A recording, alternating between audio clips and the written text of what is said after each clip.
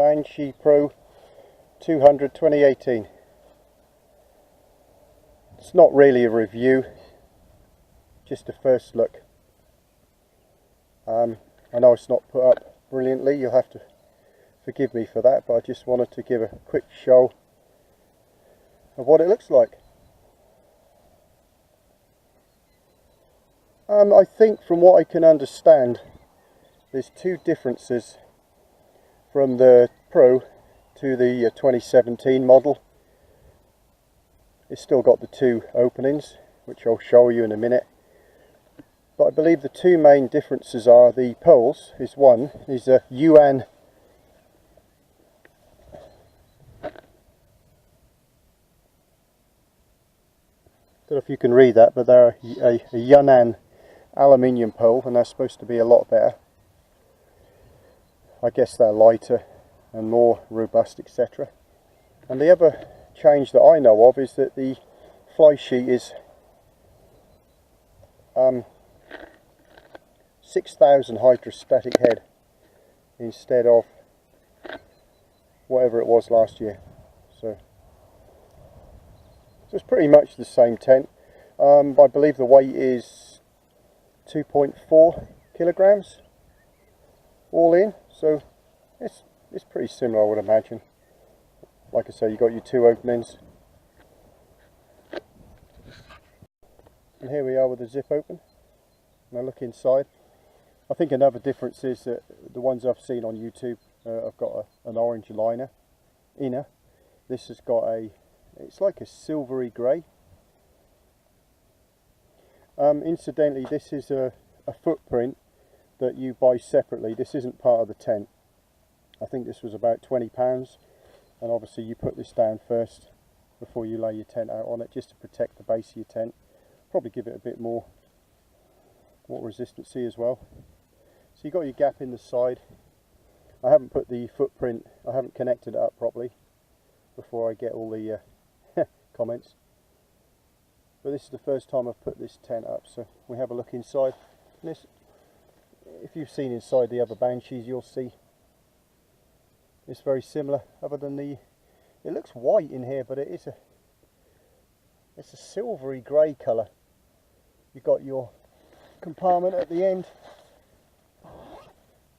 to put something in, a little bit of extra storage, and you've got your mesh to let a bit of ventilation in as well. Okay, you've got your pockets on the side. You've still got two pockets there, and you've got two pockets here with all your health and safety PC instructions. And this side is obviously the largest side, or the larger opening, to give you a bit of a porch to cook in and so on. Other than that, I believe it's pretty much the same tent. I was going to get the last year's model, but then I see this one was coming out, so I thought I might as well get this one. So there you go. Like I say, not really a review. I'll probably make some comments once I've slept in it, and then I'll know what it's like properly, you know, comfort and space, etc. So I'll come back to you and tell you what I think once I've had a night's sleep in it. Here it is with my sleeping bag and mat. I've got the Vango Trek 3 standard mat. I've got my super light tent, sleeping bag, and inflatable pillow. Yep, but you guessed it, Vango. And like many people have said, it's really a one-man tent. And your gear, you know, you probably could get two people in, but as people have said, you know, if you're very close, maybe, but really it's a one-person tent and your kit, really. I wouldn't say there's tons of room in here. You see my feet are touching the bottom of the tent, and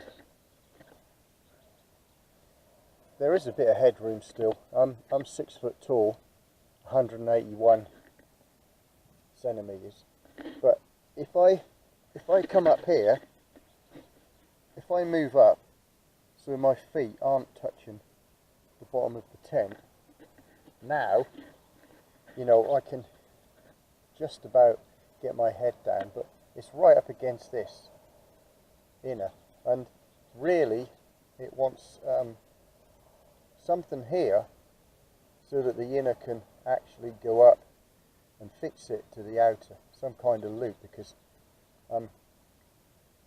this drops down too much. So really, so whenever you lift your head up, you're going to be touching the inner. So I wouldn't say it's spacious if you're 6 foot tall. You know, it's okay. You could go on the angle a bit, sort of on the angle. My feet aren't touching, but it's, you know, it's okay. But like I said, really, and the inner is tight. I've checked all the pegs and tightened the tenor a lot better than it was, and it's just this bit hangs down too much, and there's no way of tightening it up. I've tried to pull the top of the inner up, made it tighter to the top of the tent where it hooks on, but it hasn't made any difference.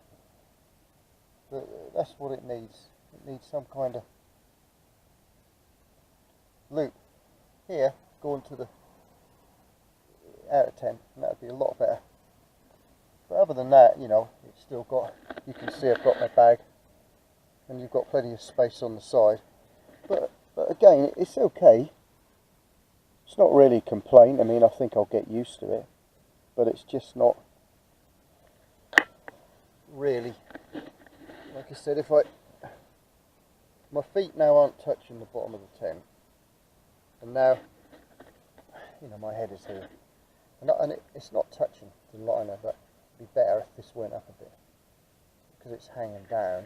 It's sort of, if you get up, if you just sit up, you're going to touch the inner. So, but other than that, you know, if you're under 6 foot, I think it'd be perfect. But I might have to look at this and see if there's a way I could just get that up. I've had a look, and I don't think it's the way I've pitched the tent, because as you can see, the bottom is fine, nice and tight. It's just this top. But anyway.